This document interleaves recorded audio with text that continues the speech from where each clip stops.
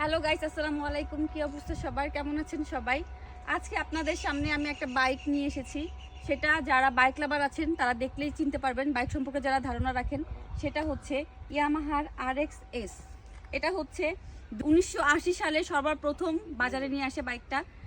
এই বাইকটা হচ্ছে 2 স্ট্রোক কার্বোরেটর বাইক।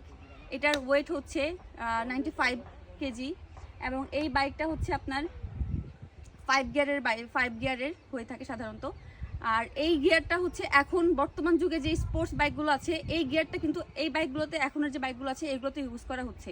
RX-X বাইকটির সিসি হচ্ছে 115 আর হর্স পাওয়ার হচ্ছে 16।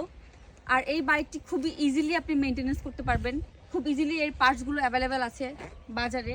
আর এই বাইকটি আপনার কখনোই মনে হবে না যে, থাকে না কিছু বাইক মন হচ্ছে হয়ে যায় যে না এখন পুরাতন হয়ে গেছে। এটা সবসময় আপনার তখন থেকে শুরু করে এখন পর্যন্ত বাজারে সবসময় নতুনই থাকবে। কিছু জিনিস থাকে কখনো ওল্ড ইজ গোল্ড বলে না, সেটা আপনার এই বাইকের আরেকটা সুবিধা হচ্ছে আপনার অটোমেটিকলি আপনার যে মোবিলটা ওটা চেঞ্জ বের হয়ে যায়।